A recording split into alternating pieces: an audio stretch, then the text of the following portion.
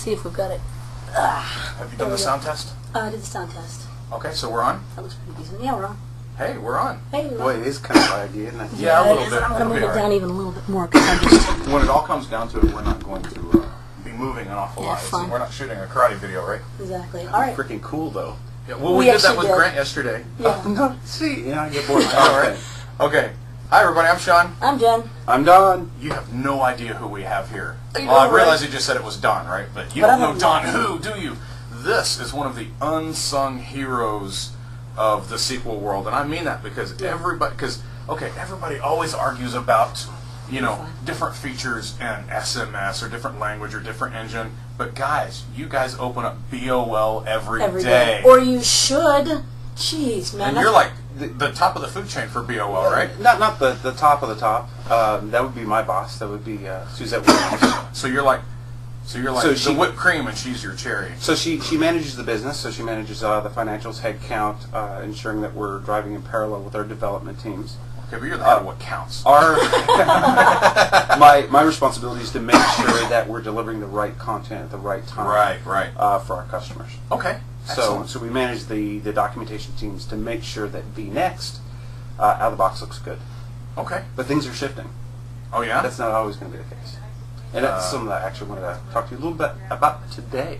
Okay. Well, good. what a great So segue. by that not always going to be the case, you're not always going to try to make sure that the documentation is solid for the next version, or you're not always going to be in this We're going to role. figure after Denali, we're going to let it slide. Let the users write it. It's content. Oh, actually, that's been tried at Microsoft before. Letting the users write it, and it didn't pan out so good. Yeah, no. Really? Yeah, shock. That's surprising to me. Because your user base is usually so solid technically that. Well, if we weren't the UI good enough, we really wouldn't need documentation. I use command line though. No. Do you really? Yeah. Oh, that's pretty hardcore. The GUI is. Anyway. That's Everybody who watches the show is very well aware of my stance on the GUI. So anyway. But you were Okay. segueing. yeah. You were segueing, yes. A lot is changing in content.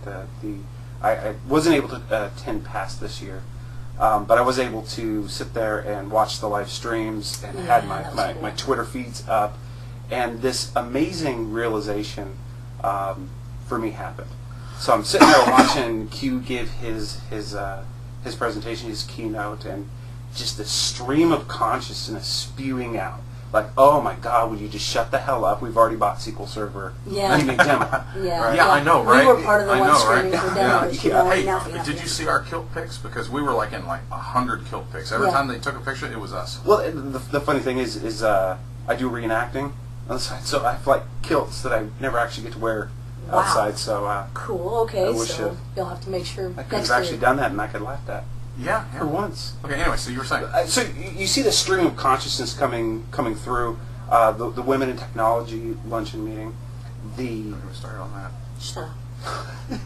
It was interesting because the nature of what was coming through changed, right? So it was a lot more emotional reactions, people actually trying to have side conversations on their perceptions and whatnot. And then you move over to DeWitt's. And as soon as DeWitt started talking, Oh my God, Twitter tell pretty me. much Stop. shut down. We had to concentrate. Oh, no You should have kidding. been in the room. It was dead. It And was every one of us amazing. sitting there talking to each other, going, "This is what we've been And missing." every once in a while, one of us would Exactly. hop on and go, "This is amazing. Everything's quiet." Yeah, but they take a one-line tag and then spit it out to the world. Mm. But the immediacy of what's happening and how quickly those conversations are happening and is remarkable. Now, there's a reality in terms of content that we're kind of facing today, which is, as they alluded to in past, we've got 4 major development pushes today. So we're doing concurrent development across multiple releases of SQL Server. At the same time, we've got a vast majority of our users still on 2000 and 2005, let alone 2008 And or 4.2 R2. apparently. Oh, Oh, dude, that's a different. Yeah, that's yeah. wow. Is that Anyway, even SQL Server? But the No. the interesting thing is if your user base is their install base is 2005, a percentage of them maybe 2000, and then 2008, and smaller and smaller and smaller, the closer you get to the actual live bits. why are we putting all of our effort on vNext? What are we doing to sustain and enrich the content that's already in the ecosystem? So the reality is... 95 minutes. Yeah, nice. You can change that. Yeah. There's this cool thing in Windows. I know how technically adept are we, but we sort of kept it as it's a feature. It's a feature. but the reality is, our install base is really on previous versions of SQL Server. That's what they're tuning. That's what they're running in their shops. Why are we not spending more time supporting them and growing and evolving that content? The reality of what we're up against, though, is a pretty surreal one. There's, you sat in past. There is so much new stuff coming out. There's fundamental rewrites of code that are mammoth. How do we do due diligence and make sure we're getting the right information out for people at general availability, so they don't have to write their own content, and balancing that against the needs of what's going on in the community today, and being able to have a platform for them to actually contribute to and start having the community feed into the best of what's going on. That's That would okay. be myself. Go for it. While he's gone, in case y'all are wondering why we're all snuggled up here on the couch, it's because we're snuggled up on a couch in his office in Building 35. So That was my wife sitting there calling me, "Why are you snuggled up on a couch?" I know, right? If only we were going to stream this one. We could live stream this. We live streamed a couple. We live stream a couple. Well, we can do it. We can do it at the same time. I can stream it from my Droid. Yeah. Yeah, I saw that. And why don't you have a Windows 7 phone yet? Nobody's given us one. Nobody's given me one. They're giving all Microsoft employees one. Yeah. Do I work for freaking believe Microsoft? it? Yeah, I know, right? But you could. Yeah, but then I'd lose my MVP. Oh no, not that.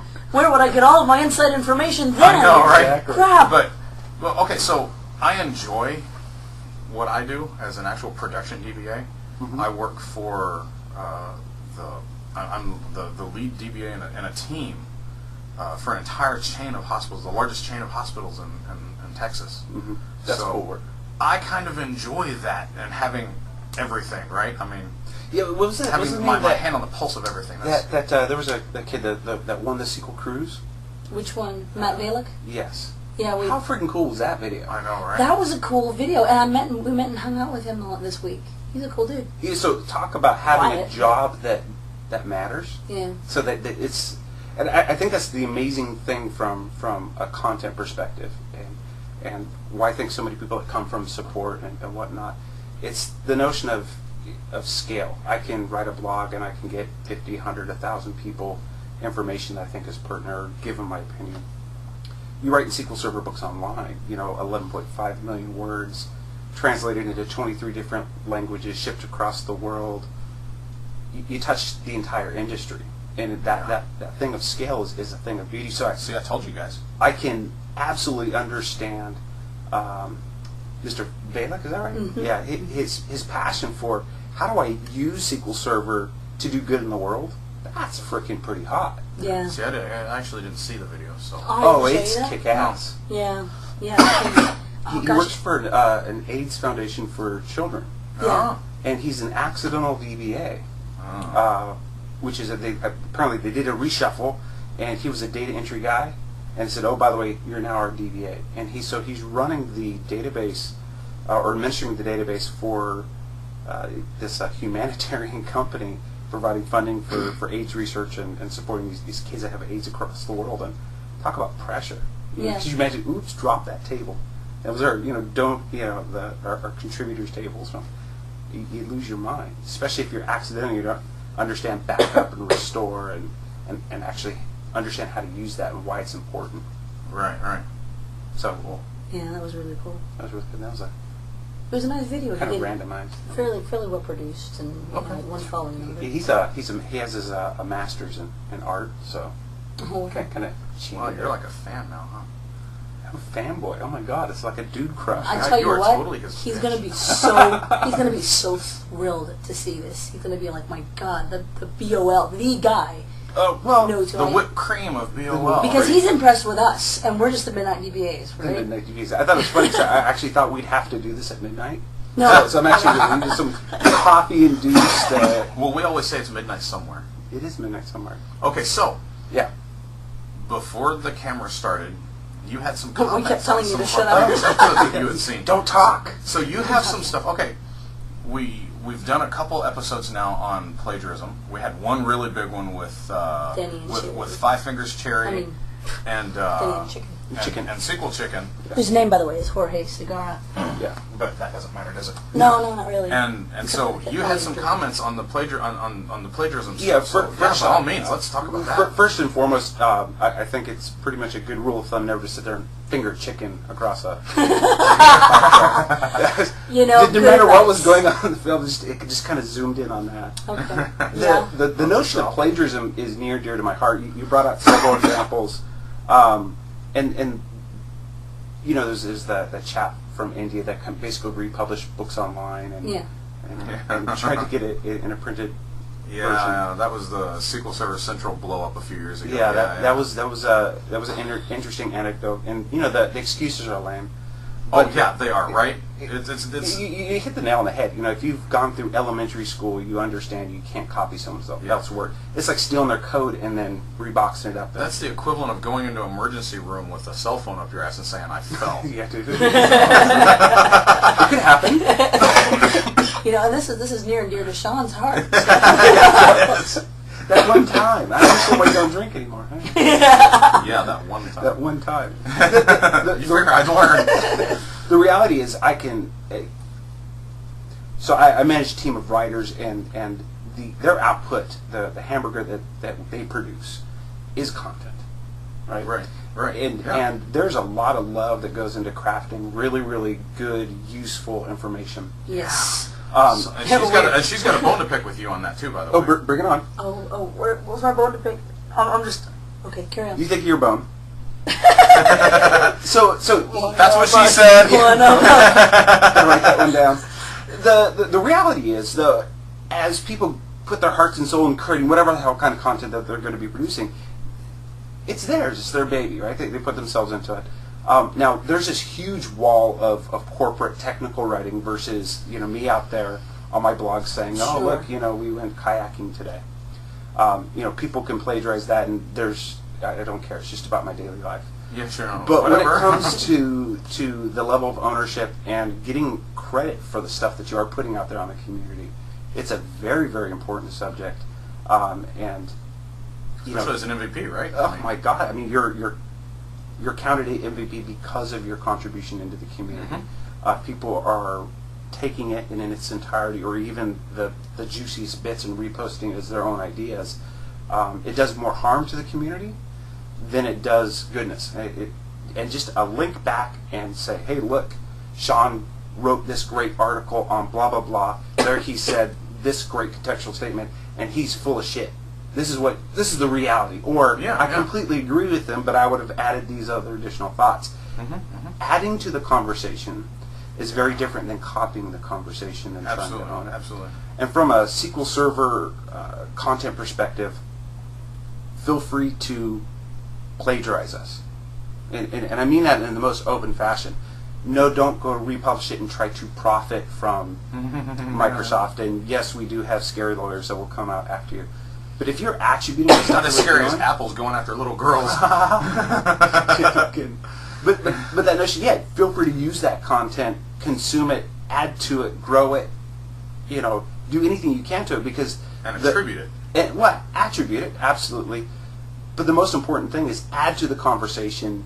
Don't just copy it. Right.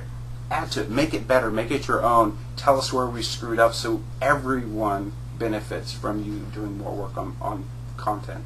Right. And that's really, as we move forward in our business of, you know, how do you continue to produce content for so many new improvements and so many versions of SQL Server at the same time. That is a key strategy for us moving forward.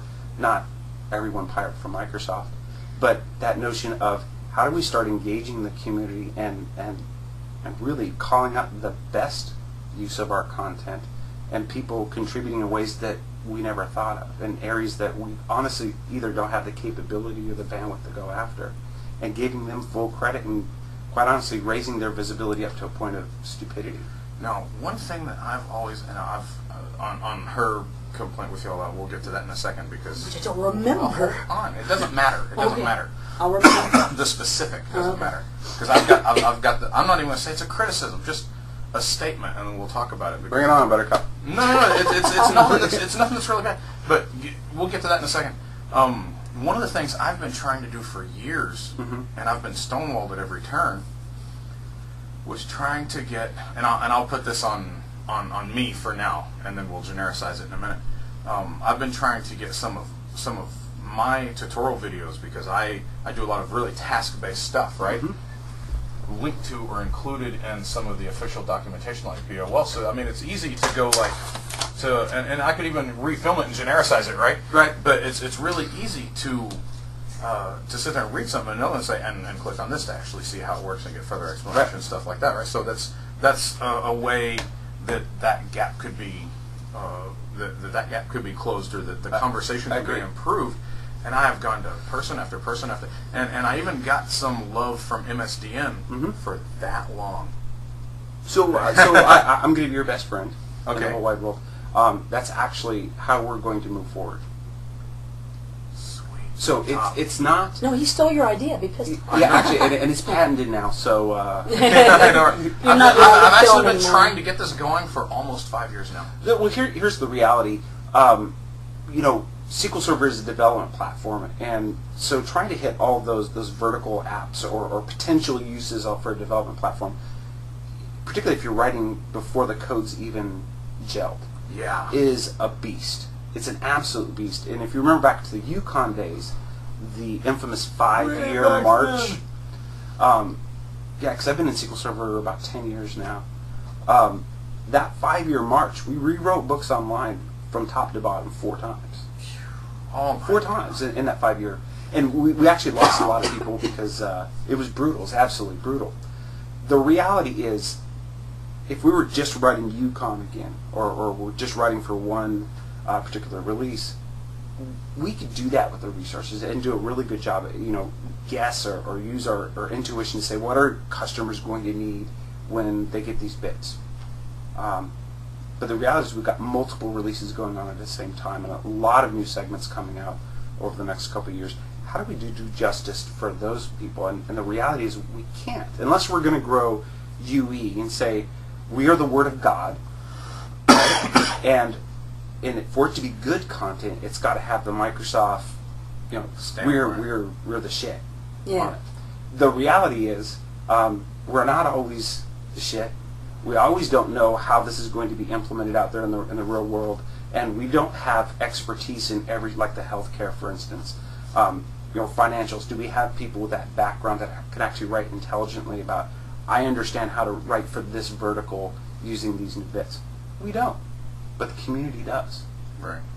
And so those decision points of how do you get from A to B, and can either, whether it be architectural decisions or just implementation decisions, those conversations are happening all the time. We talked a little bit about that stream of consciousness on Twitter. Unfortunately, those are fleeting artifacts of content. You're right. But blogs and forums and people's own white papers, video logs, these all are content. So for us, it's a challenge. The challenge that we're taking on is how we can start consuming this and giving people the credit and interlinking and say, look, we can take you up to here, right, in terms of how we can explain and get you situated. But after this, these are your best resources for what you're trying to do. Right. Now, I'm going to go back for a second because you had the perfect segue about a minute ago, but I'll let you keep going. Well, I'm in Aries. I like long walks on the beach. Red wines. Different segue. Yeah. So that leads me to exactly what we were talking about. And like I said, it's not really a critique. Wow, because I'm a writer, she's a writer, so I know what it's like, right? So I'm just going to make the statement. Just throw it out there. That sometimes when we read an article in BOL, it's worded in such a funny way that it's like, and it's not until you have experience with what it is that you go back and go, oh, I can see how that means that. Right. But that's not what that. But that's a funny way to say it. That's a very overly complicated, overly cleansed way to say it, and and the meaning gets lost in that much cleansing, and it's like, and I realize you wanna stamp it as much as possible, right? Because you can't have different writing styles and we're quite honestly adamant and have for a long time that books online is clean. So professional technical documentation, you don't want to have voice coming through. You want it to be clean and standard and whatnot. Explain it well. You can't take away the meaning, so that you're sitting there going, well, that doesn't tell me anything, and then you go to a blog that tells you what it is, and you go back to BOL and you go, oh, I guess I could see that. The two examples that I have, and the one he's talking about, he's being kind. Oh, the specifics don't matter. Is something. Well, I was saying because we can genericize it. Yeah, I'm not going to be specific. It's something that I pooched specifically in two recordings. Specifically? Pooched. Okay. Okay, fine. As in screwed up. Something I screwed up in two major online talks. The biggest online talk I've ever given. 24 hours passed. Mine was the most popular session. Screwed something up royally, and then again that night at the user group. Was based on, and it's my fault. It's my fault for not testing it because I thought, wow, that's really weird. It says it right there in Books Online. It says it right there in Books Online. Your voice still makes my eyes water. You're going to have to deal with it. It's been a rough week. You got to quit smoking. Looks like I picked the wrong week to quit sniffing glue. So, but it was the section on merge, and it basically says that you can't have two when not matched clauses. Okay. Which is true. But it's not, because you can have two when not matched clauses as long as one of them is a when not matched on source and the other one's on target. You can't have two when not matched by source. Okay. But the way it's written in Books Online, all it says is you cannot have. So I thought, oh great, so you can do a merge, but you can't do. You can only do two out of the three operations. You can't do insert, update, and delete. You can only do two of those three. So that's a fair example, and I would say. But I completely understand how it came about. Well, here's the rub: is so. There's those core persistent things, those things that merge has been around forever days, part of the standard, right? Well, it's been around since 2005. It hasn't been around forever. Okay. in my professional career, it's forever in my professional career. Okay. In other words, like the number one topic that gets hit on the most and gets the most views in the history of SQL Server. Want to take a guess what that is? Select. Nope. Backup.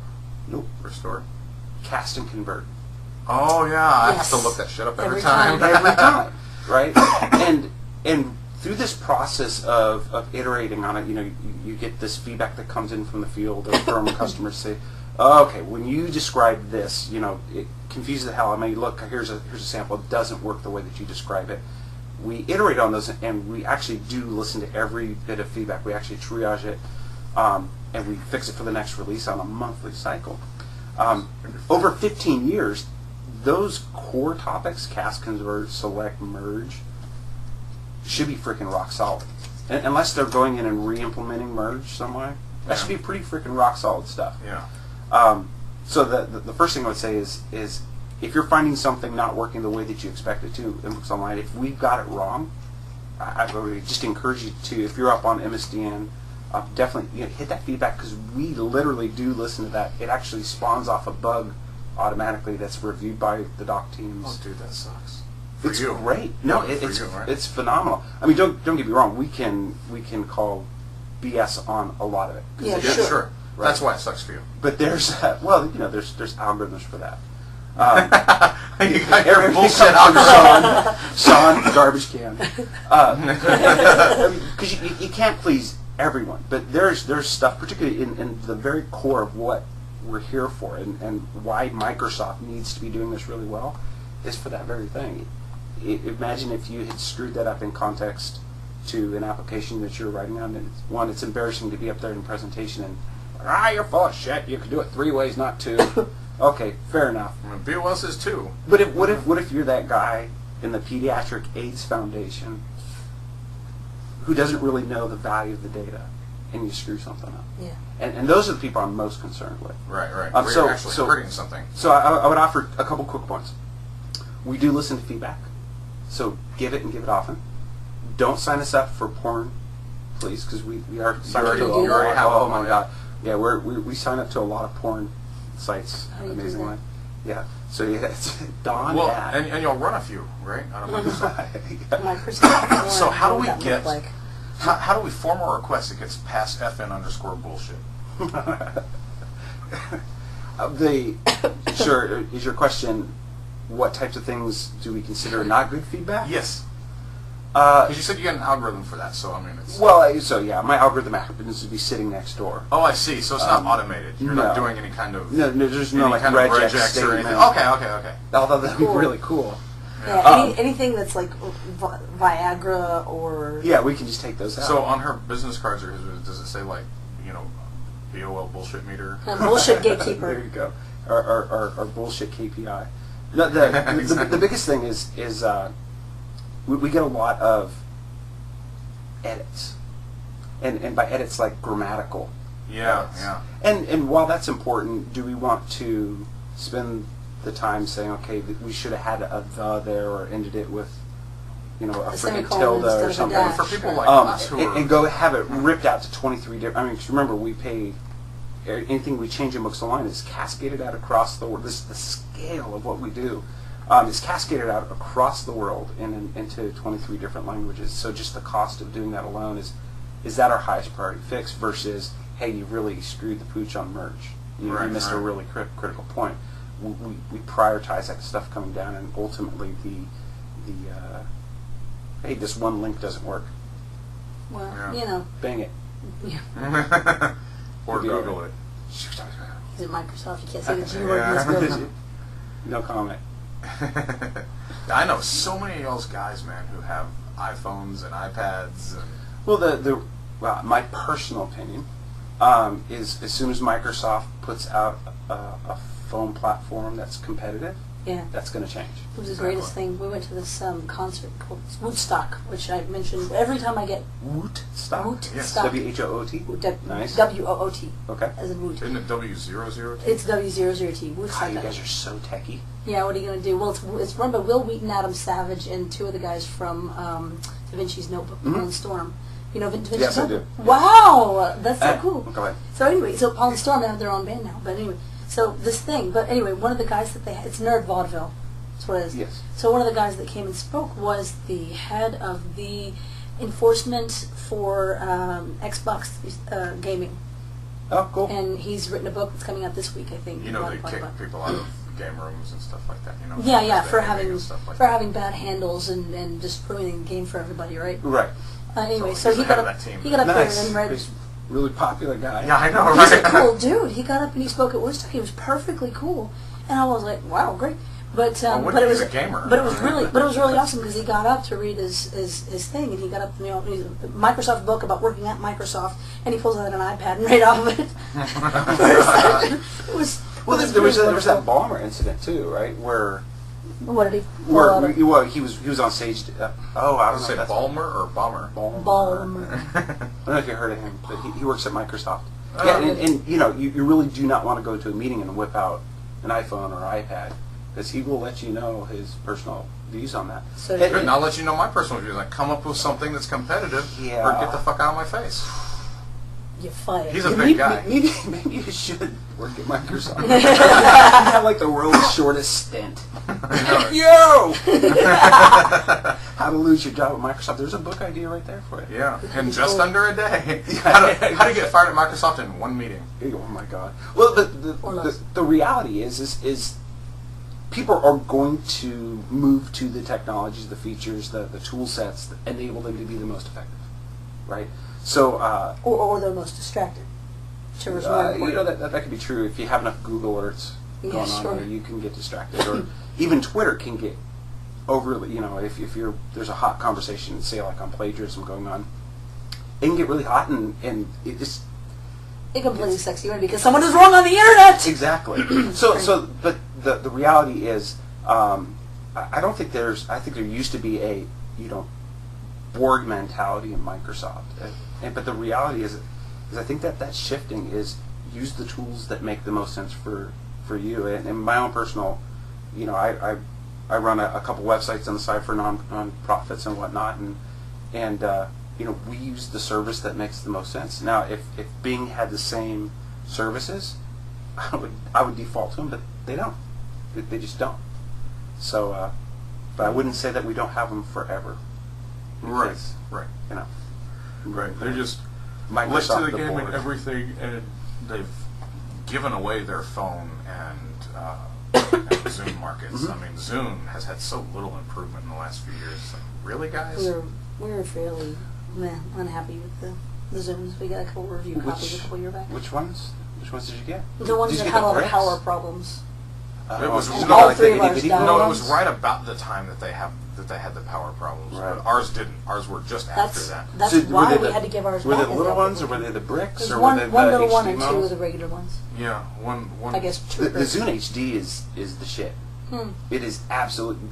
I freaking love that. In fact, one of my hobbies, besides dressing up in a kilt, I own a gold mine, and so I'm out prospecting. I've got to say, that is the most eclectic thing I think anyone has said to me all week. No, sheep herder probably would have been more. No. We hang out with the goat herder. Okay, that's freaking. Okay, so I'll take the eclectic. But so I'm out there and I'm dorking around in the river, and I've got my Zune on. Like you do. Like you do. And my freaking Zune, all of a sudden my Zune starts popping in my ears. Like, what the hell's going on? Gold Finder is going on? Yeah, well, I was going to say. That's my next Windows 7 app. But the damn thing fell in the river, was playing under the water. I see. It was playing under the water.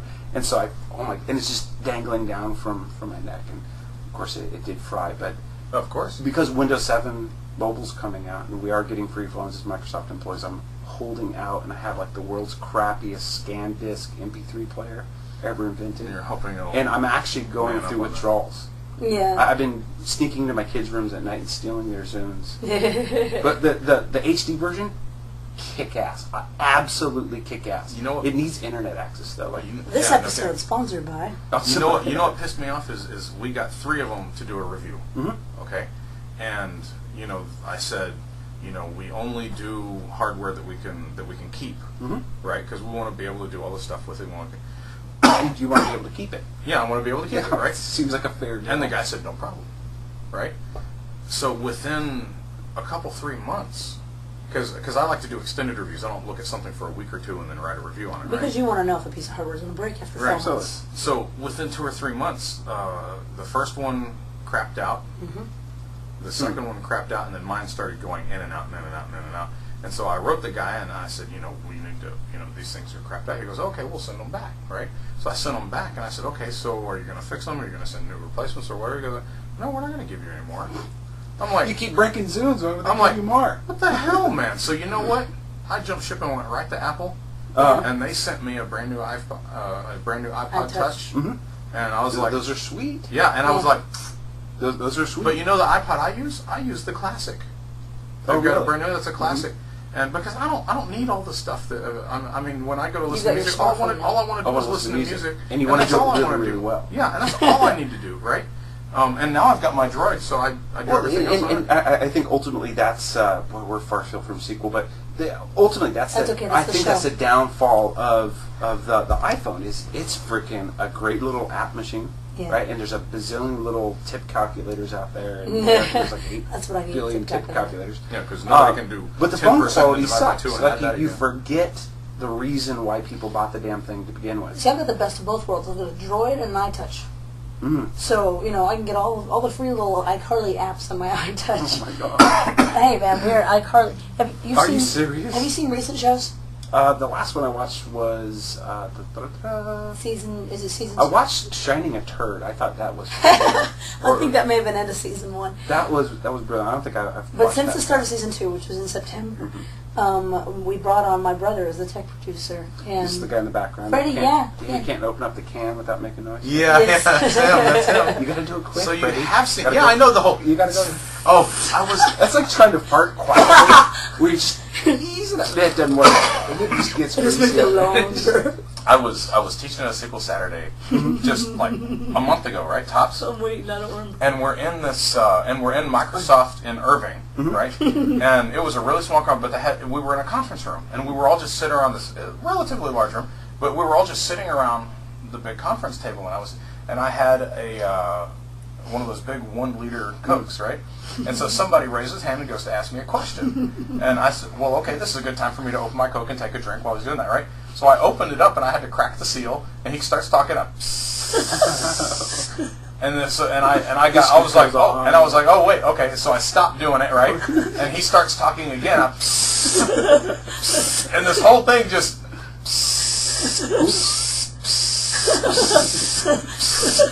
and everybody just very slowly, the laughter starts to roar in the room that this guy can't get in 2 words without.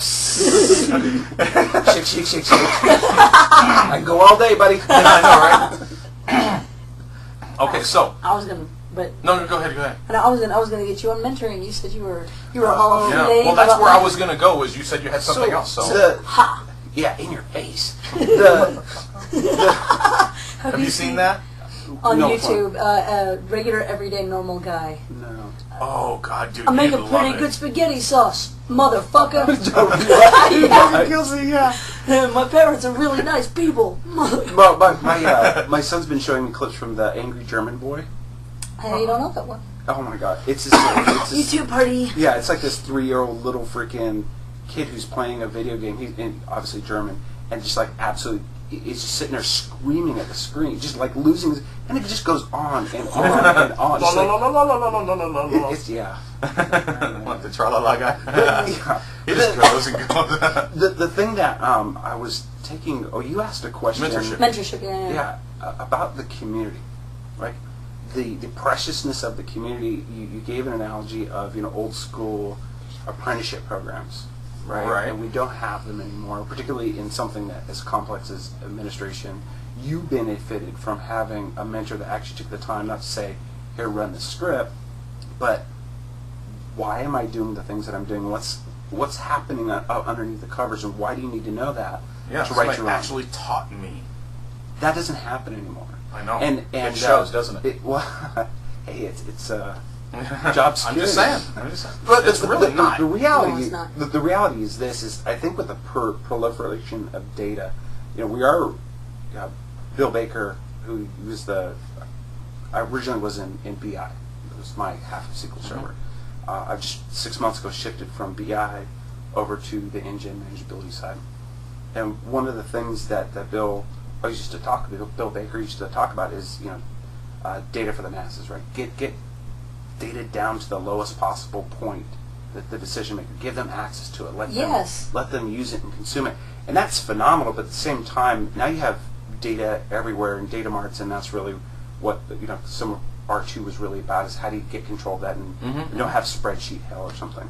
Yeah, we've done all this for you. Now you got to control the key is usable data, not just data.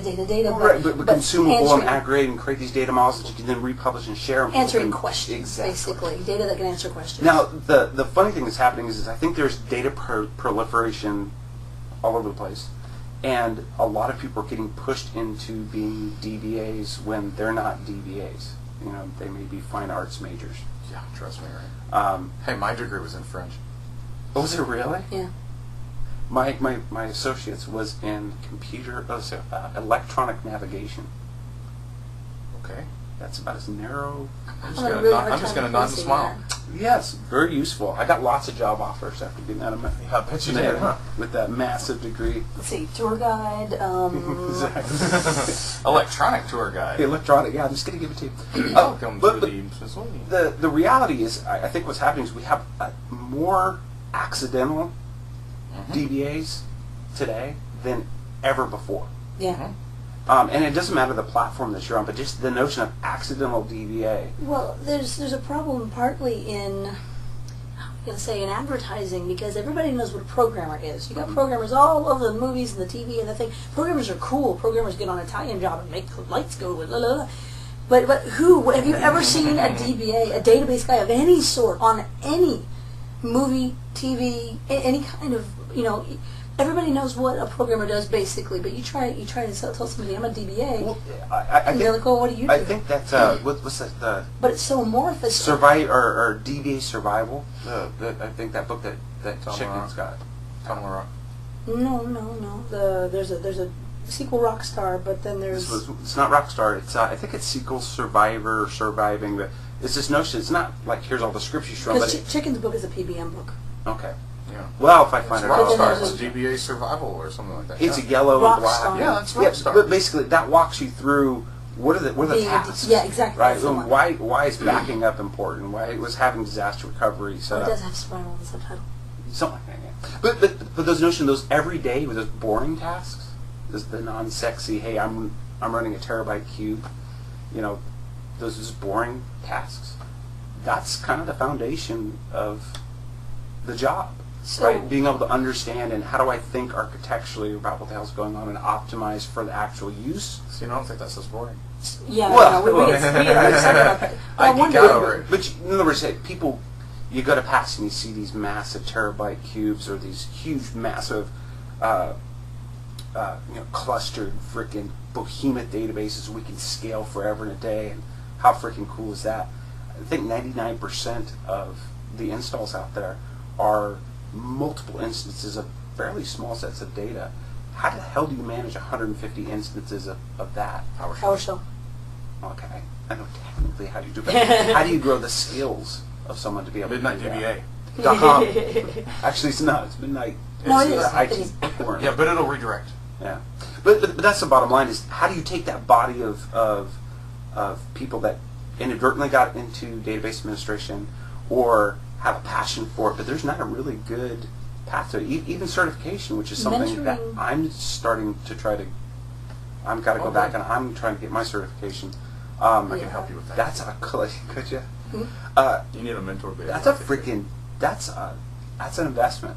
It's a huge investment in time and energy. Well, I wanted to say real quick that the mentoring and all the blogging and all that kind of thing, it's a big help and it's a big part of it in big events like this or past. But even devs don't get mentored. Yeah. No, you typically get thrown into the mix, right? And it's a sink or swim mentality. But when do we start seeing where have we missed out on having that as part of the regular education? It's the American business model. Well, I don't know if it's because American data business model is because so important, but I think it may have been in old school crafts, right, where we actually were a master. You actually had masters, like master horseshoe or master, blacksmith or whatever the hell, and you'd have apprentices going up because you could build a life and a career around it. I think we're not being intentional with growing the community. Is the boldest statement. We as in Microsoft, or we as a community, as a culture, as a profession, are not being intentional about thinking VNext. We're thinking VNext in terms of technology. We're not thinking VNext in terms of mind share and capability. Some of us spend quite a lot of time we spend about a lot of time thinking about it. The But MVPs, the past Okay, I'll back that up. I'm sorry, I'm not pissing because on you. we're here, right, with a whole group of people, hundreds of people, that do nothing but think about how to reach the community in more ways. I mean, that's all we do outside of our jobs, right?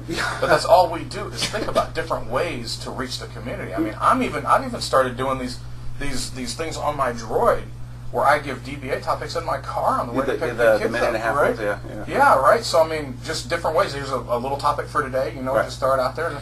But you are right in that this is still, and we kind of begin to miss this. This is still fairly localized. We don't realize it, but it's non-clustered, right? It's fragments everywhere.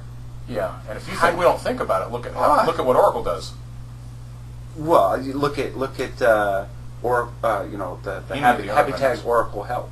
Look how dead that freaking at least is. Yeah. But I think the bottom line really is how do you take a fragment? If you put the idea that everything's content, right? The videos, the little excerpts that you do, the blogs that you write, the tweets that you tweet.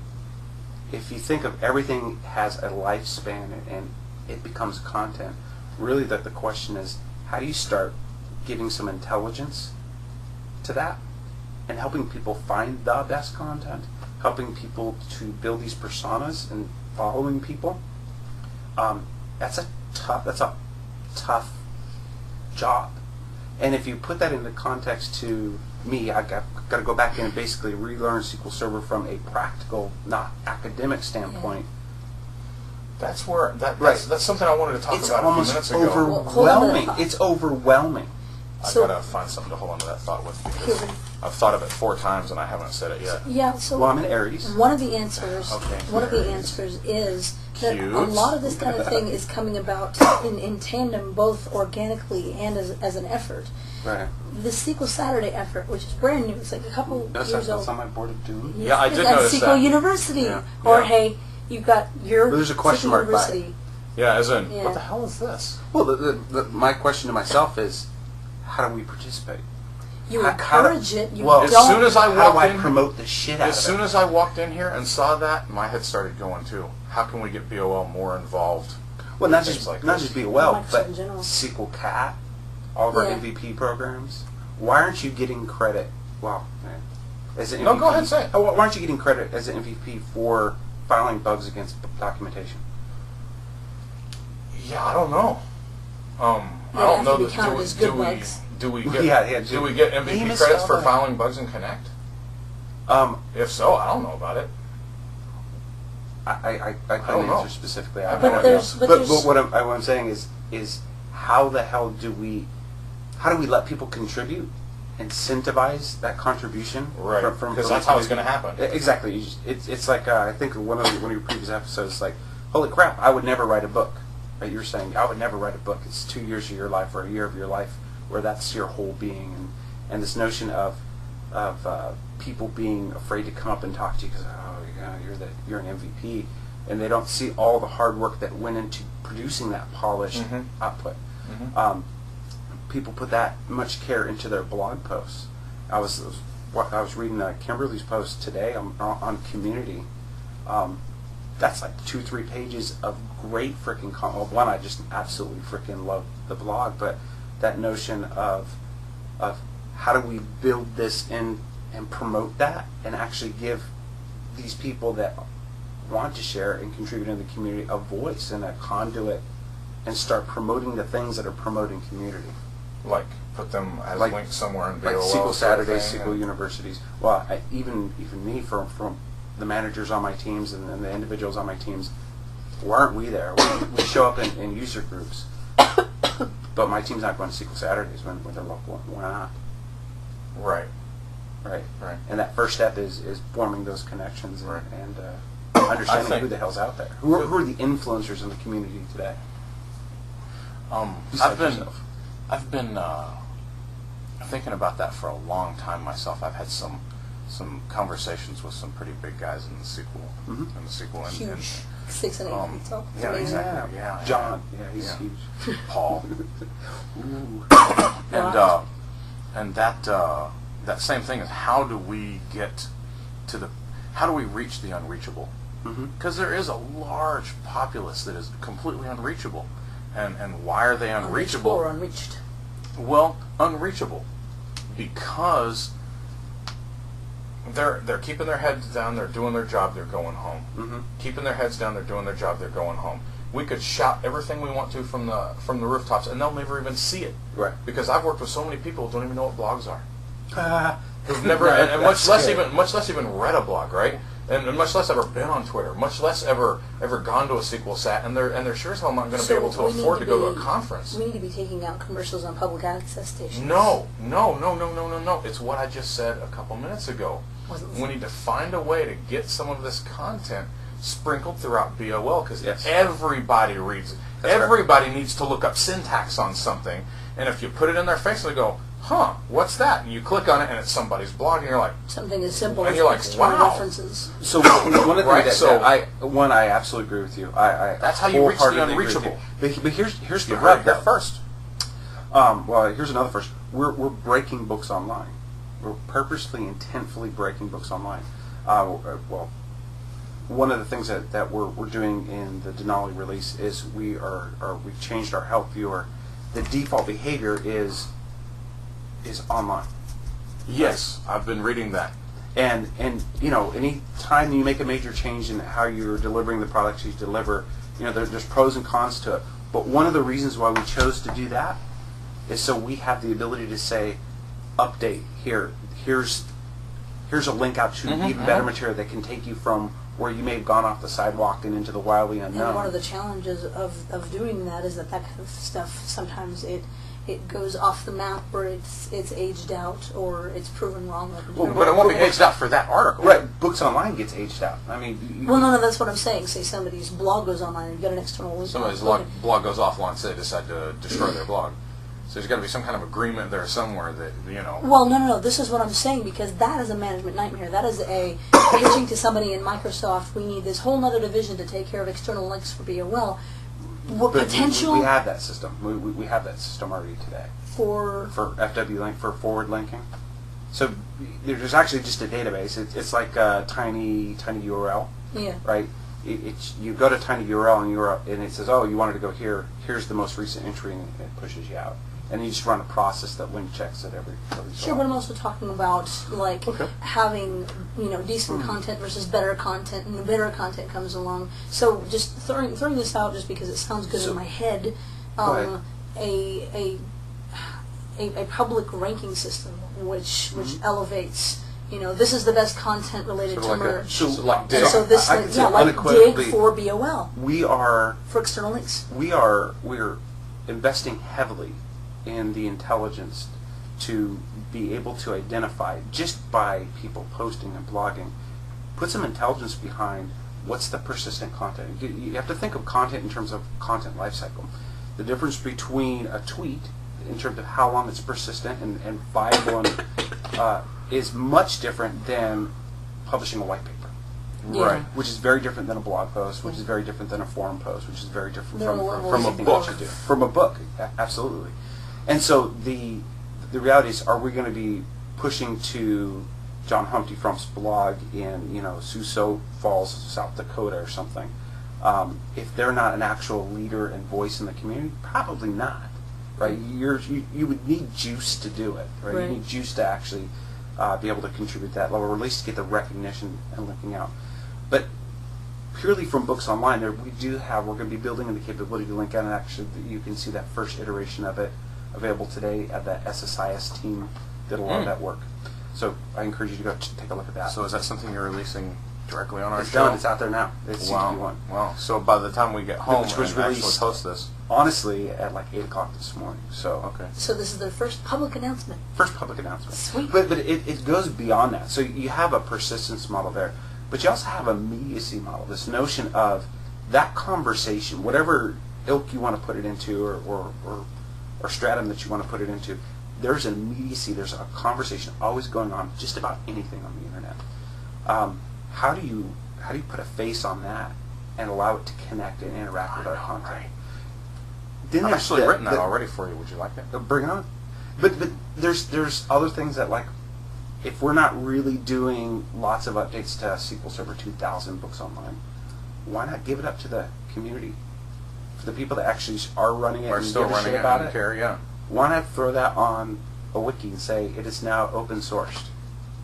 You own it, you drive it, you do whatever the hell you want to with it. Absolutely, it's yours. because you're discovering new things about it, right? Well, then, from a business owner, then I get to see, well, where are they investing their time? What are they changing? How does that influence where we're going in the future? Or how cool would it be to you be up on MSD and TechNet and be able to, like, oh, wow, this paragraph is absolute crap.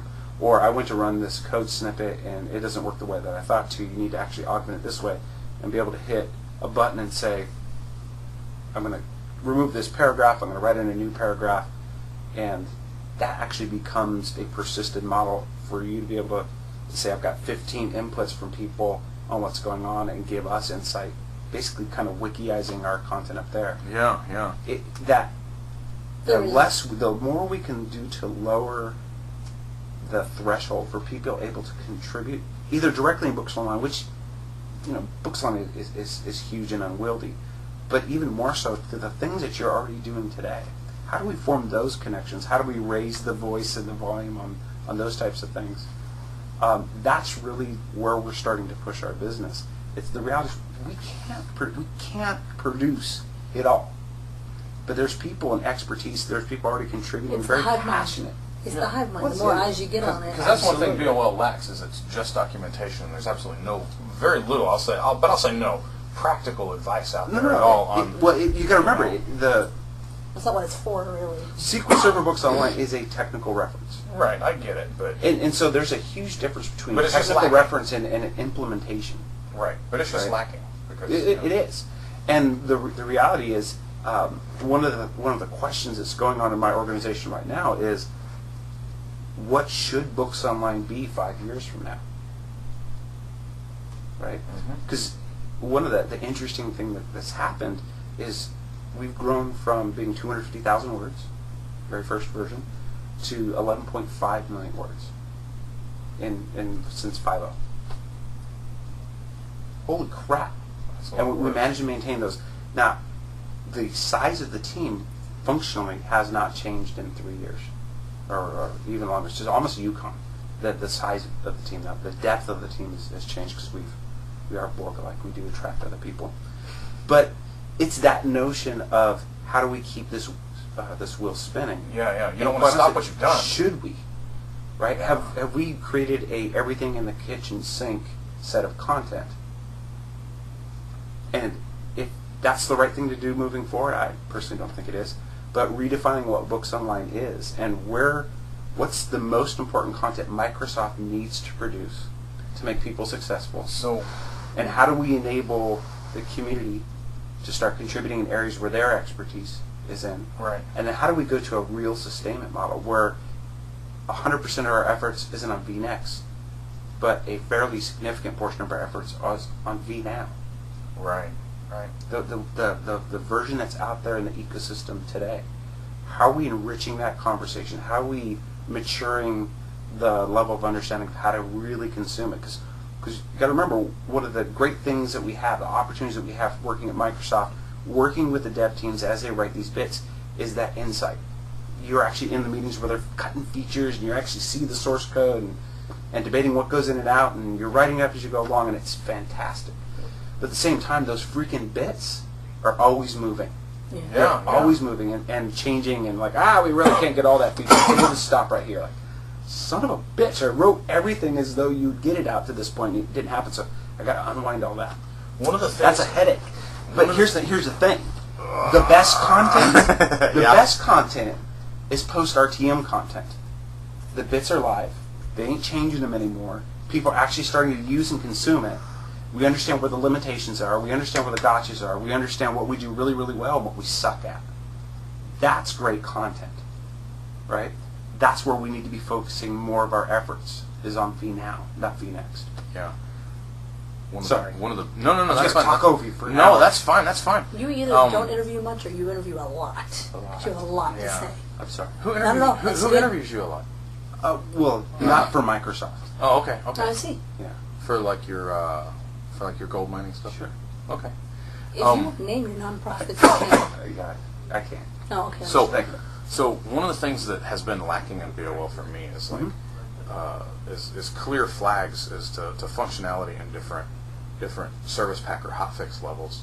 That would be so nice to be able to go there, and because I get like updated BOL, right? And I say, okay, so it's updated, but exactly what level is this article updated to, and I've got this updated because I update my BOL because I'm on SP3 on this one version, but I've got SP2 and SP1 on this one. I want to be able to see if the functionality has changed, so I'll know what to be looking for. We want diffs, right? One of the things that we've tried to do to go after that particular issue is and that's a very real issue, particularly if you're doing packs, taking service packs, or I'm sorry, even fixes, right? Getting hot fixes. We've implemented a change box at the bottom. So anytime that from RTM moving forward, anytime we ever come back into that article and change anything, we write at the very bottom, this is what I changed and why. It actually is published in Books Online. So what I would encourage you to do is look down at the bottom at the change tracking table, and it'll say, we changed it because of hotfix 204. Blah blah blah. Change the security setting, and so you need to add this parameter or I guess I whatnot. just haven't run across that yet. I'm tempted to jump up and open up BOL, but I think it's going to make that super choppy. Yeah, don't mess with anything. I'm not Because moving. it's so small. Now you guys are going online. Does that mean that now for our favorites, we're just going to have to manage internet favorites? Because that's awesome. No, so we still have the client. We still have our help client, and so it's all hooked up. All the F1 It's just all help going keywords. online. the source, where it's pulling it from. It's going to be pulling it from the internet instead of from your local machine. Okay. So we do have a capability of going offline. Right. So are there going to be any enhancements to being able to save favorites and move favorites from one box to another? Because it's a little cumbersome, right? I mean, and I can't rename favorites if I want to give it a name, and I can't put folders in there to categorize the stuff. And I mean, it's just kind of just... The favorites I got this big functionality dump is like this, and it's like, really? Come on, man. That was really So gross. I That's TMI. quite honestly, I don't know specifically because I'm not up as well as I should be on the actual help client. Brian Franz, if you have a question on it, Brian Franz at Microsoft.com. He's the guy that's actually implementing it for us. Okay. So if you have a specific ask or feature request that you think the community needs, That's NZ. yes. Or you just get a hold of me, Don Gill at Microsoft.com. Yeah. And We're just giving out emails today. I'll forward it on to him. Brian.friends. Yep. For ANZ. So I don't know specifically to answer your question. I know that the new help system is freaking pretty damn cool. Okay. It's Okay. pretty damn cool to be technical. Is that a technical term? That's a technical term. Excellent. Technical measure. It's a KPI. So, back to something I've been wanting to bring up for a long time. In this Well, again, I'm an Aries. Okay. Don't forget Dishy. And sassy. We should get you and He's fabulous. we should get you and Dan Jones in the same room, man. God, I love that guy. I know, isn't he so great? much fun to work with. He's And a he's a sweetheart. huge, and that's another guy. I mean, He's a man's man. we work with a wide spectrum of development teams, and the number of developers in SQL Server is ridiculous. Oh, It's yeah. well over 1,000, right? Oh God. It's a mammoth organization, huge product, I and felt a hair in my teeth. and you have sorry, Dan, Mammoth. Okay. mammoth. Jeez, man. So some dev teams, they're just the geeky skeets humanly possible, and the documentation is a burden. Hey man, it's time I don't have to spend on coding. Right. Then you have people like Donald Farmer or Mr. Jones. Donald's the best, man. I've worked with him for years, God. and the guy's absolutely fabulous. I worked with him back. He was in integration services and moved over to analysis services, and then finally came over here. It's just the guy's inspiring. Actually, would not be the wrong word. The guy knows everything about everything and everyone who's ever done it. I know, And right? you know what his degree is in? Latin. It's actually medieval. It was like medieval Latin something. Yeah, He was going through like. but he's like medieval texts or something. yeah, like but that. yeah. He's like I'm like, how the hell do you go from that? yeah, to he knows being- Latin like nobody's business, man. I mean, that boy is He's up the on it. man. He is the man. But you have this disparity. Disparity? Thank you. Disparity. I know got English. words. I don't know. I'm I hired didn't now. know He's English. a professional writer. Now, if we were writing this, it would be a completely Yeah, different your story. fingers know, right? That's what when fingers you forget know. it, you went like this, and we should have seen it because we. Yeah, but the disparity between a Donald Farmer who is freaking a freakish advocate for the community, a freakish advocate for the customer, and is a huge fan of great docs. Not, yes, we have docs, rubber stamp, ship it, Yeah. but go rewrite it, go do it again. You know what? Dan's the same way. You know what else Donald Farmer is a fan of? What? Midnight DBA. Is he really? He is. He has written. What's he thinking? He has written blog posts dedicated to me. Really? Yeah, it's very. It's You have a actually, man crush, don't It's you? actually. Oh man. It's the ponytail? Oh yeah. Yeah. Oh yeah. The handlebar we like to call it in Texas. Vroom, But vroom. but yeah, it was like it hit me like a ton of bricks because there was this blog post he wrote. It's called "He Really Cares," and it was all about me, and I was just like, I hadn't the words. I was just like, It's pretty cool to. But to get on his radar. Well, but it's freaking cool, and none of that. It's the recognizing that the impact that you're having, other people are seeing it. Yeah. That's empowering. And I think that's one of the challenges that we face as content producers at Microsoft is we do put up this kind of firewall. We do genericize it. We don't give ourselves credit. Like John Humpty Frump wrote this topic in books online. I wouldn't give myself credit if my name were John Humpty Frump either. Oh my God. That was actually my maiden name, bastard. John Humpty Frump at Microsoft. But we do kind of build up this persona. We build up this wall between us because we're professional writers, and this is sitting on my Chicago manual of style. And your Hodges Harbrace, which is scary. I used to have one of those, man. So terrible. But we don't always recognize the stuff that we're writing. It changes businesses. It changes people's lives. And I think my personal passion right now is how do we use this massive, not empire, but this massive platform of content to go after the thing that I'm starting to recognize as a huge problem in the community is the accidental DBAs. How do we start using this to promote the best content?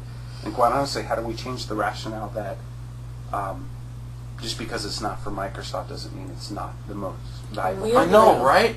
Okay, there's a lot of ego. There's a lot of ego. I've been in books online for a long, long time. There's a lot of ego that says, "Hey, we produce 11.5 million words."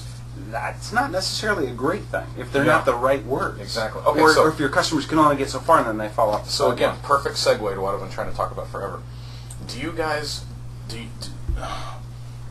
have specialists? I hate to say the word specialist, but guys who are fairly well trained documenting the different areas of SQL, because I find quite often when I'm in BOL, it's like that's not how a DBA would. That's not how a DBA would read that, right? That's not the right way to talk about that topic. Yeah, that's a great point. We get a lot of our writers first and foremost, freakishly passionate people, and 9 times out of 10, just brilliant SQL people. But as I am, sorry. Yeah, so I think about that a job offer, it's not going to work out. But the reality is having and again, what I'm learning, and I'm actually starting my own blog about this, is I was going to ask if your team had a blog, as everybody else does. We do have a SQL BOL blog. they write so much. They're like, oh, if I say one more word. You ever think if I see one more cup of coffee? You know that one? No. From Friends, when Phoebe's having the baby, and what's her name? Rachel. Rachel is out there hitting on different doctors, right? Oh my God! She finds herself a young gynecologist. Yeah, and he's like, really? Yeah, well, he's like, what do you do? I'm a gynecologist. Like, you ever think if you see one more cup of coffee? He's like, see ya. How was I? Oh, the reality is it's hard to find people with a strong DBA background and that want to write or have the chops to write. Here, I'll help you. If only we knew someone like that. Oh me. But the reality is we get a lot of people from support who have a passion around educating customers and solving problems for customers that have the ability to write. We get a lot of ex-devs that can look at the source code and break it down and understand what the developers are doing and then go and interview them that have the ability. And we're back. Okay, scariest thing just happened. I went to move the mouse to turn the screen back on, and it clicked and closed the video recorder. Maybe we should. You know what? I'm going to actually take a moment and shut this back off again, and then we'll just restart again. Now we've had 2 things happen. But that's okay. We're back on track now. Oh, wait. You don't have a face anymore. 3 things. I had a nickel. I know. And there we go. Okay. 2 things happened. Sean had a minor heart attack because he went to touch the display. Oh, can you imagine losing all that? And, I'd be so upset. Okay, take 2. How you doing? Yeah. Okay, everything you just said, say it again. I'm kind of spent. I'm good. I'll tell you what, that Don Gill guy, he's just not a doctor. Okay, we were talking about the skill sets. The ex-devs going through code. Yeah, we do have a challenge hiring people with strong, actual practical DBA skills that have time in the industry and want to go and write. Because like you were saying, understanding, having background, being in those positions where you've been up against this or have had to actually make it work is very different than academic. So you can write from spec, you can work through interviews, you can look at the source code. You have a slinky. I'll kick you in the head. But those skill sets translate into how you go and approach a particular set of content. So we do have a challenge doing that, particularly when you're talking about some of the large-scale clustering, high availability, those types of things. Where, quite honestly, if you're really, really good at high availability, you can make pretty damn good money in the industry. And why would you go and write about Why it? would you go right? Unless y'all are gonna pony up. Yeah, Well, no doubt. well, Even those most See, people, I'm really horse too, so. most of the people that are really good, I kind of agree. If you're really, really good at HA, even if the money is really high, it's still going to be. It's, Oh, yeah, that's writing nice about it and all, isn't but as challenging, especially if it's not. You got good at HA Especially if because it's you gonna, like it. especially if it's gonna have to be scrubbed so much. The, right? the amazing thing is you take a look at like a Carl Robler. I don't know if you're familiar with Carl Robler. He's more of the BI guy. He's a BI MVP for a long Yeah, we're time. not really BI guys. I'm not BI. BI is I'm not so beautiful. I'm not very BI curious at all. Once, but I was really drunk and ended up with a cell Yeah, phone on my ass. Didn't I work out. experimented in You college. heard it here but- first. So Carl Robler, he was an MVP for a very long time. Extremely active in the community. Was used to beat the crap out of us all the time for documentation. We actually got him for about a year, right? We actually hired him into the company, and he wrote in books online for about a year and fixed some, because he's got that background, because he was a consultant for so long, and he had that real world knowledge. He improved the analysis services content tenfold. And the reality is, it's hard to keep those people in documentation. We ultimately ended up losing more with the CAT team. But at the CAT team... At least he went somewhere good, right? Yeah, the CAT team, what do? They sit down and meet with customers, they solve problems, and they document it. Yeah. So I was gonna say, really... how Losing was one thing. Losing the CAT team, like, Yeah, I gotta get your back on that one, dude. How much cross-pollination do you have with both customers and industry people and CAT team? Because I've never talked to you before. Again, we're a bit... We can. There can be a tendency for us to be a bit of a mushroom. Right. There's a difference between, because if you have this much work and just no time to do anything else, and if it's not encouraged, then you're not necessarily... And again, the things that historically we've been worried about stuff that it's not out there in the industry yet, right? What MVP do I go talk to for secret project X? Right. Who this? So we're not incentivizing. Well, yeah, I'm trying to do NDA, right? But we're not necessarily incentivizing that, forming those connections, because again, historically we've been looking at super secret project X as the summation of our value. The reality is, if we pull back and we start looking at version now, version today, the version that's out there in the field, there's massive potential for forming those relationships and understanding who those influencers are, and starting to build the bridge between what the hell's going on in the community, and so you're not so scrubbed out of the current conversation today. And this is extremely self-serving, and a little facetious, but it's also kind of true. This is step one. Oh yeah. Because we got to talking between us. Wait a minute. We can talk to the BOL guy. We both just got crazy, really. Oh, it's kind of funny cool. because I'm like, oh, cool, I get to talk to an MVP. Yeah. Oh, and his lovely bride. Yeah. An MVP, and because even from my perspective, not very often. I get a lot of what my focus is on VNext, getting money and resources and putting in the project plans to make sure we have the right content out there and sustain everything that's out there.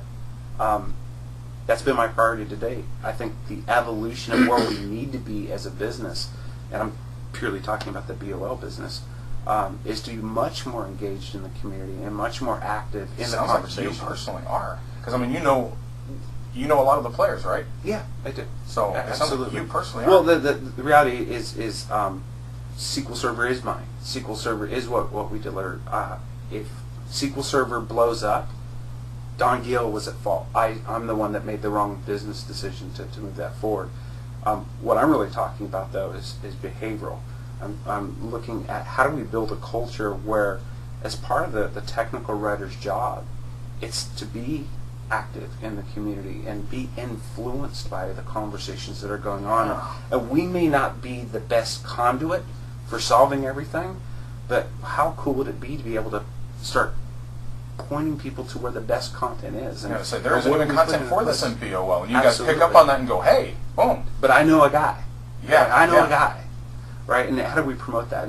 And that culture of activity, that culture of understanding it's all right if you're not the guy that wrote it, but if you're the guy that pointed the customers to the right content, you get all the credit in the world for doing that.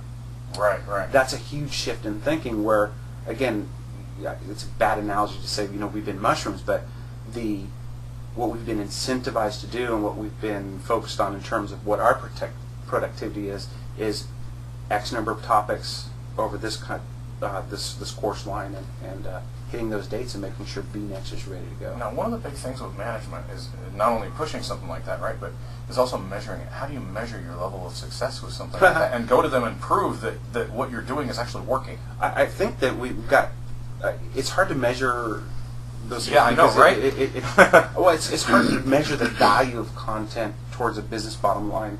One of the things that we're always challenged with, and it doesn't matter if you work at Microsoft or any industry, if you're in the content business, it's typically seen as a bottom line negative, right? It costs X number of dollars to go produce this much content. Document. It's a requirement, but what's it giving back into the business in terms of either revenue, sales, customer love, whatnot?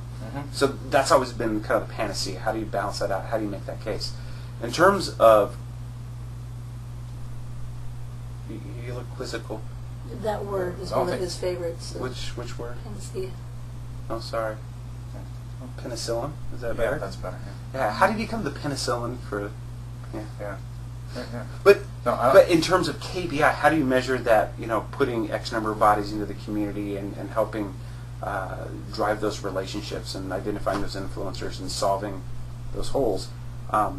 Brian Swan is one of the writers that are on our team. He works in the PHP MySQL space. Oh, yes, man. And how to use PHP against SQL Server, how to use against it, outside of the LAMP stack to go against Microsoft stuff. How do you get people just coming in that are using Ruby and get them to start thinking, hey, there's other options, and look at a Microsoft option. Right. The way that he's doing that is he's throwing himself into a very non-pro Microsoft community and is being a very loud, clear voice of there's alternatives. We do play very well against these other technologies. Right, and just because it's coming from the quote-unquote evil empire doesn't mean it's not a damn good development solution. Yeah, it doesn't mean it isn't true. It just... So, but the thing is, there's some trepidation getting into those different communities because do we have the expertise to actually participate in those communities? Yeah. And that's why something like a Brian Swan is kicking ass. And even the communities turn around like, crap, I didn't know Microsoft could do that because we're not exposing it to the community. So there's anecdotal evidence that getting UE, and he's a UE guy, right? He's a writer. He's a writer out of SQL Server. Getting them into those communities, lots of anecdotal information that is changing people's mind. It's showing people that there's alternatives. It's saying, hey, look, we need to do better by the SQL developer. We focus a lot on the DBA, admins, architects, things like that. What about the SQL developer? How do we bridge that gap? How do we start thinking about the accidental DBA? What content do they need? And is it a rehash of what we have? Is it a smaller subset? Is there entry content? You must be this high to ride the ride type of content. But how do we enable that to happen? You can't do that being a mushroom. It's true. You have to get out there and ask the questions and be ready for the answers and be open to it. And from a management perspective, that's my job, is to set that up in place and to make it happen. And that's exactly where we're external going. Content because it's not Microsoft. And that's what I've been running up against for years is if it's not Microsoft content, then it doesn't belong there because when I was the manager over in BI, we were doing a lot of work on TechNet and MSDM, starting to take over those portals and really customize them for the BI audience.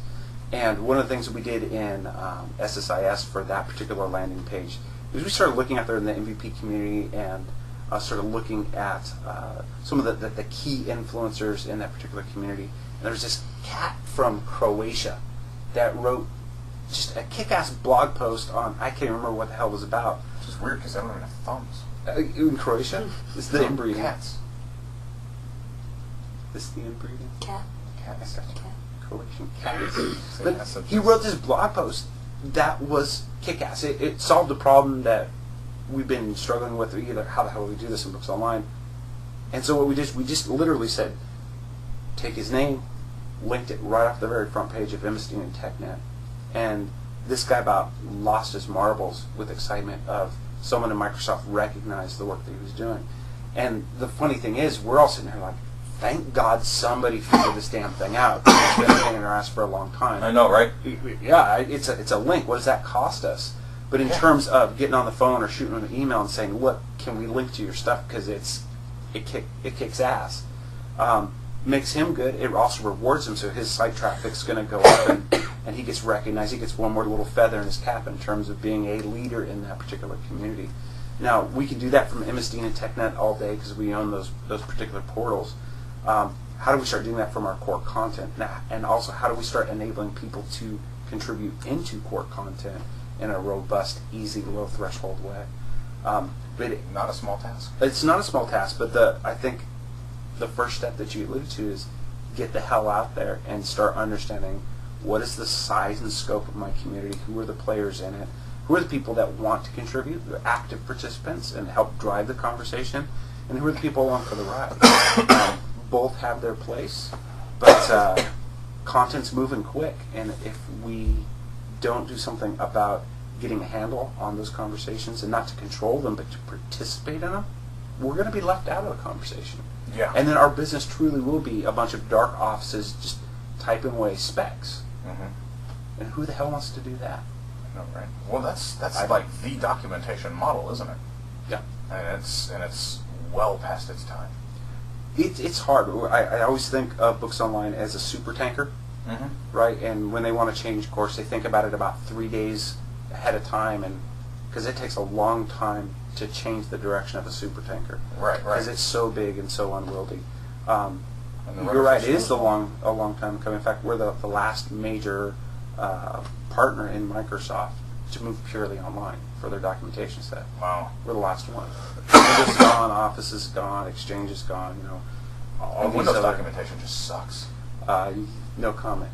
I'm just saying, I've never found anything really useful there. Every time I go, how do I do this in Windows? How do I do that in Windows? It's not there. It just flat out sucks. It's practically worthless. I think one of the challenges with Windows, it's an operating system, so it's huge. One of their challenges is, and it continues to be a challenge for SQL Server as well, is how do you differentiate the roles that the users play and the types of experiences they need from a content perspective. So my mom, sitting down in California, running Windows 7, wants to figure out how to set her power options because her screen keeps going blank on her. Is a very different need than if you're writing a PowerShell script.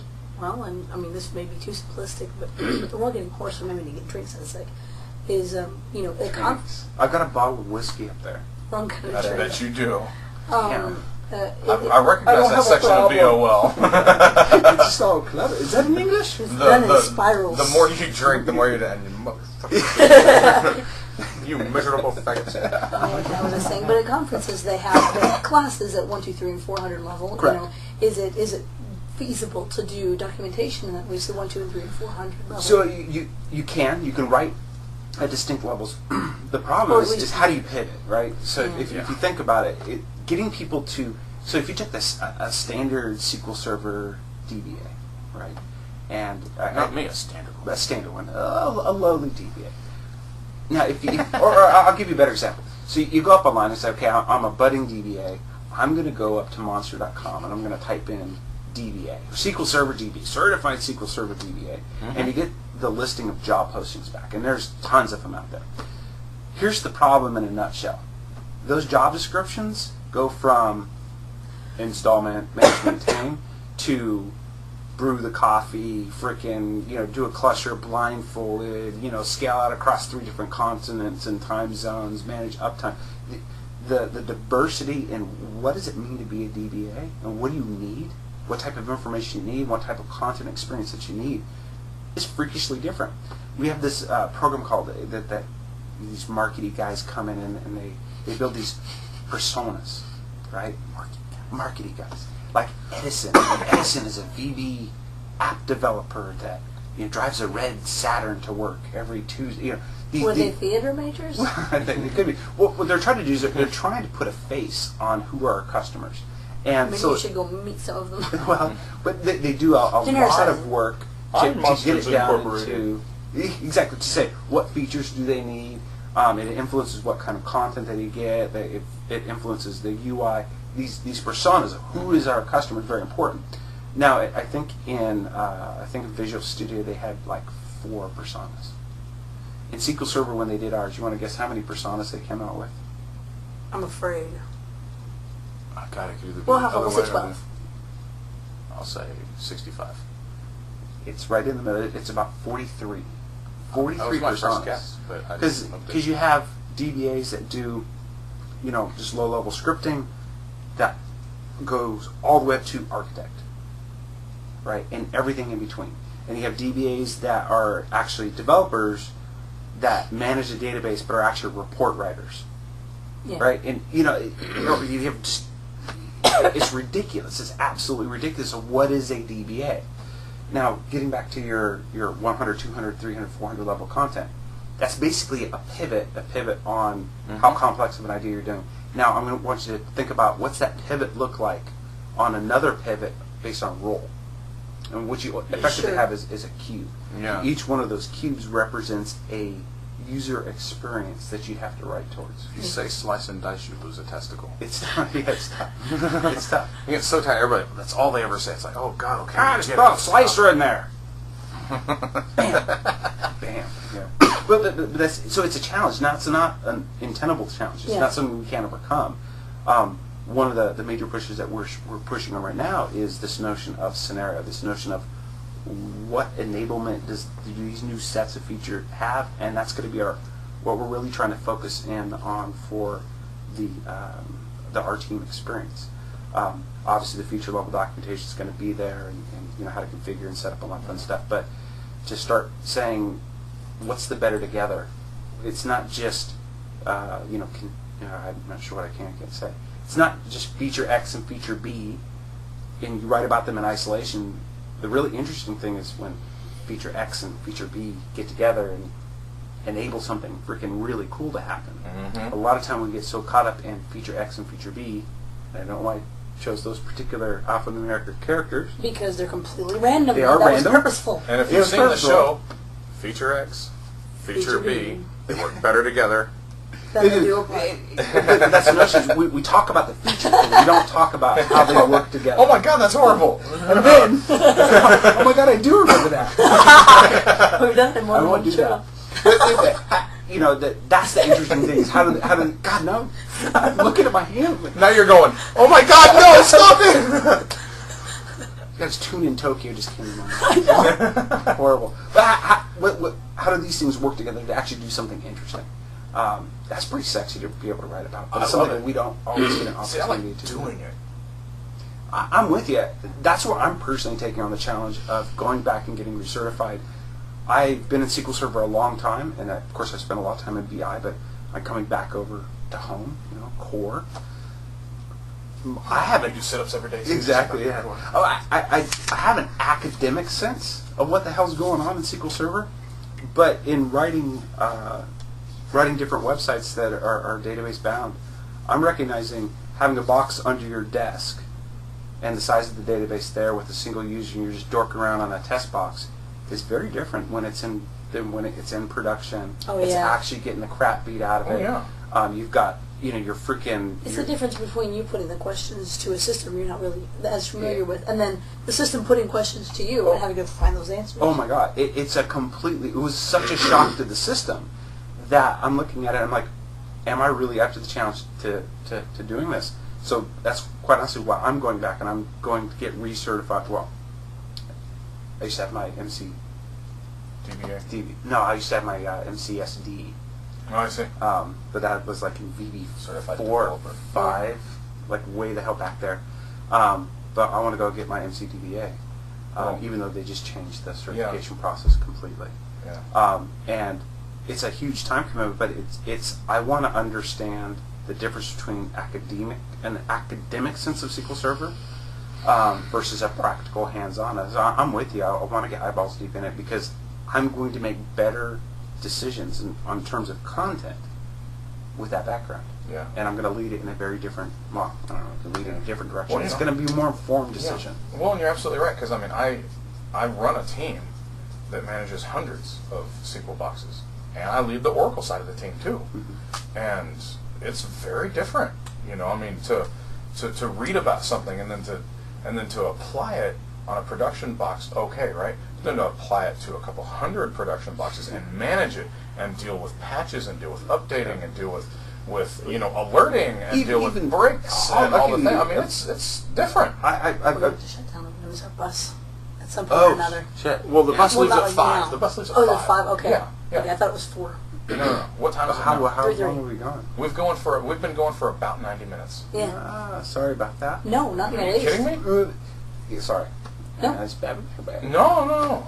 If I wanted to stop you, I would have. Yeah. We're Or not you just shut- would have shut it down. Yeah. No, That's sad. you didn't. Yeah, this is the guy that can't take a friggin' hint. I even closed the damn editor, and he just. Nah, but and then one time it bang came up. However, we probably should wrap up here in the next couple minutes. Yeah. But, man, awesome. So spend the next 2 minutes. Spend the next 2 minutes Yeah. telling us cool shit about BOL we don't know. We We talked about this in email, so you should have Oh prepared. yeah, well, I can't remember. So yeah, so I got this random email from 2 people that I didn't really know, Midnight DPAs, and they were just.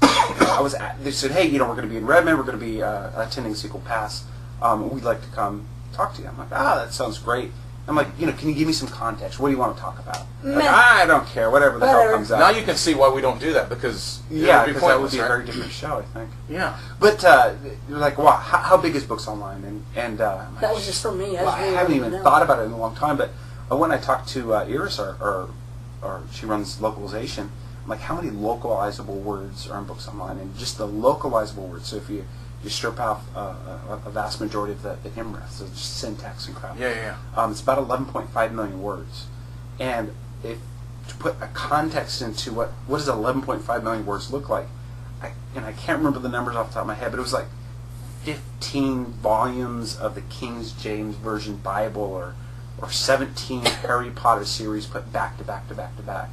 That number doesn't sound nearly as big to me as it should. Well, here's the thing. If you remember the old school days when we were printing books online, and you'd have that shelf of books that was just Books Online. I bought that once. Now that was A waste of money. 30% of what Books Online is today. So Okay. take that one shelf, and you'd get like 2.5 more shelves Yeah. of just Books Online. Yeah.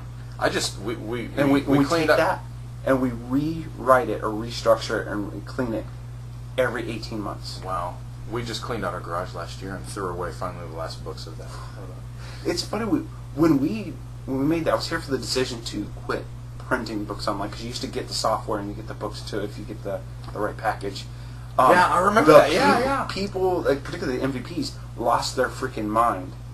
Even though it was called Books Online, they lost their freaking mind when we stopped publishing, because apparently they were sitting at home reading through and highlighting, earmarking, and they would carry these things around like door-to-door salesmen. And I think the funny thing is as we make a decision to, okay, we're not going to give you the default being an on the disc version of Books Online, but it's actually going to go online. We're seeing that same conversation, like, oh my God, but I may be in an airport somewhere. I was sharking Yeah. those It was conversations so in the funny. MVP forum. Well, it's not No, funny. the next thing that you do Funny is odd. make, Yeah, is make a funny- version funny, available surprising, for Kindle and for the B&O reader. And Yeah, I know. That would kill your Kindle. How big are Kindles? I don't know, like some Like several how many- gigabytes. I don't know. No, I You haven't know, found anybody to give me one yet. I'm not going to buy it. Well, not a PDF. You know, you have to We- break it up. But okay, here's your original email. As a Okay. frame of reference for visualizing the size of BOL, the King James Version of the Bible has only 775K words. Tolstoy's War and Peace, translated to English, has only about half a million words. Simply put, we write, augment, and maintain War and Peace from beginning to end more than 15 times in a Yeah. given 2 to 3 year period. So it's One Piece. There you go. In fact, I continued on. I was looking at if you took the Harry Potter series back to back, all I don't know how many books, 7, 8 7. books of those. Well, you came up with that really, really quick. I read them. I can't wait for November. Movie's coming out. I'm looking forward to it, but I'm not dressing up with the So you're not glasses. dressing up. No, I'm no, a no. little disappointed. I'm sorry. I'll try to be more geeky. I'm a fan of Will Wheaton. What more do you want? Oh my God, are you really? The Star Trek guy, right? Yeah. Yeah, but he's awesome though. He is Gayest character ever with those sweaters he used to wear. But Oh, he hated them. He But bitches about that- them constantly. that there's a context behind that where he recognizes how gay those sweatshirts Oh, he totally did. were, and he's like making fun of the work He's that on he did. Twitter, you know. I love that He's guy. like, it's like if he were, it's like he's a dog whose owner is making him wear stupid sweaters. He recently rewatched Toy Soldiers for the first time in umpteen years, Oh, right? You God. know, he's in You've seen there. that? He was in there, and he actually gets killed. I don't remember that, but okay, He fine. must have been a little guy. So a little 15-year-old Will Wheaton, right? And he tweeted about it, and I can't remember what he said, but it was something extreme. And the picture was of his big screen with his little 15-year-old face dead, and he's got a little hoop earring in his left ear, and then grown-up Will standing in front of it like this. It was awesome. The things they did to me, I was a whore. No, that one was him.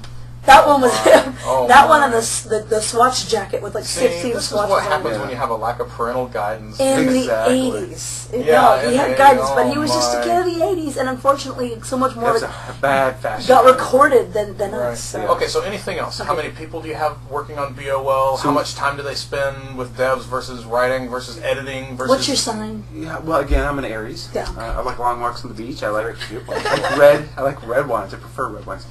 We've got about two. There was a distinct merge over the last year, and we've actually taken a portion of the cat team, the community team.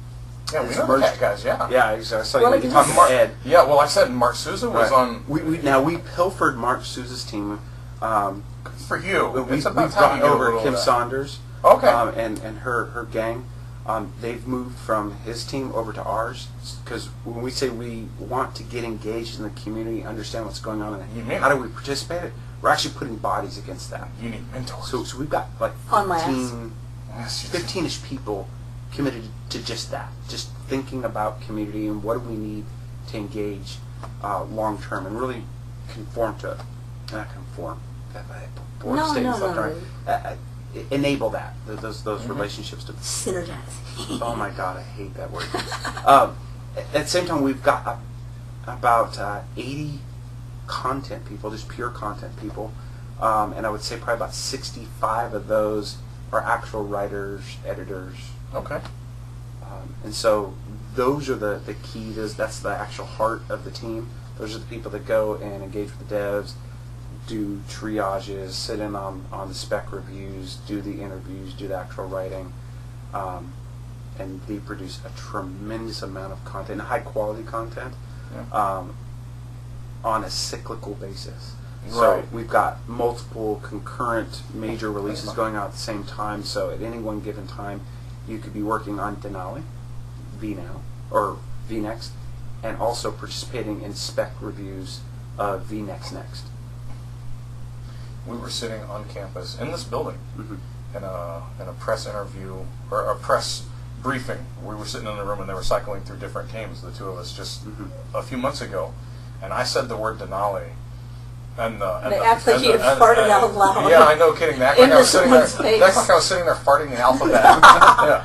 Hey, listen to this. And now they're using it all over the place. Like, guys, that's what you're calling it. Can we not? Yeah, I think they could they'll say SQL Server version blah codename Denali, right? Right. They Well, they didn't want us using the word Denali. well I That was yeah, the- Even though it was on the understand it. it was on all the slides they were Yeah. showing us.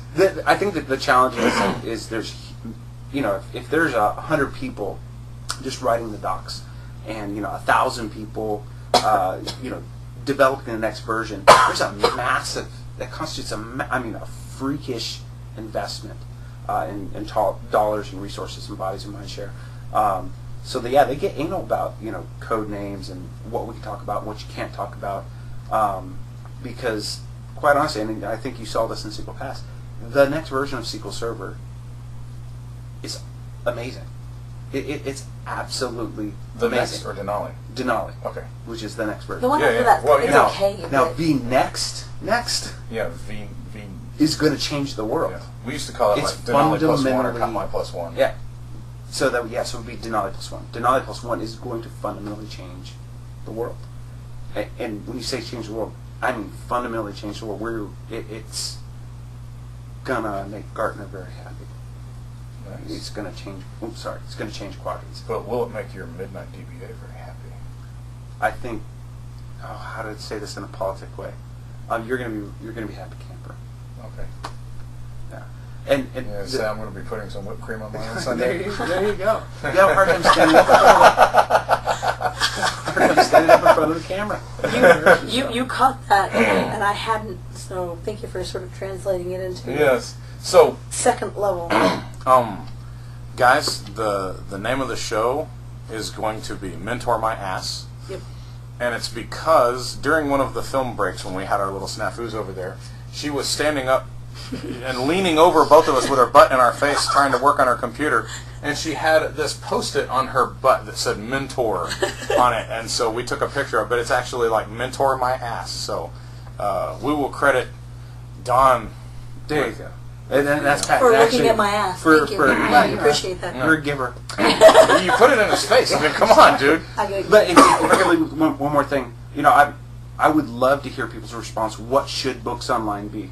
If you think about books online and what Microsoft offers in terms of technical documentation, what's your perspective on what's the very core? If we do nothing else in vNext, but that laggy's really I know. That's kind of like please use your full zip code. Yeah, okay, so where should they give this feedback, Don? You can send it right to me at dongill@microsoft.com. So you can send it over there too. Yeah, send it to my editor. No, there's no dot. Oh, you can do don.gill. Don.gill. Don Gill. Microsoft. Yeah. And I'd like to understand, what do you value the most out of books online, so I can make sure I don't cut it or unfund it? Yeah, because that's a good one too, right? Absolutely. What do you like? And what do you value hate? the least? And where do you think, if we could be producing something new or different, or be looking at a different avenue of content, what should that be? And I love your ideas, because we're thinking about what is books online internally. I'd love to broaden the conversation. I would say almost universally the answer you're going to get is more Midnight DBA content. I don't disagree. I don't disagree. So, I meant it 100%, and even more so if I had it to give, right? That I really think that the work these guys are doing here, they are the unsung heroes of SQL, because none of us would know shit about SQL if we couldn't look it up in BOL. Yeah. We've got a gaggle of passionate, talented technical writers that So love you have a SQL murder, Server. passionate, A talented. murder? Yeah. A business. A business. Murder's geese. Was it geese? No, murder is crows. Crows. Business is flies. We do You Venery. need a glossary. No. We have a little. It would have to be- a little Venery database. So We're not talking database, about but- the team members, the writers, Right. right? You have a chapter of writers. Okay, chapter. Nice.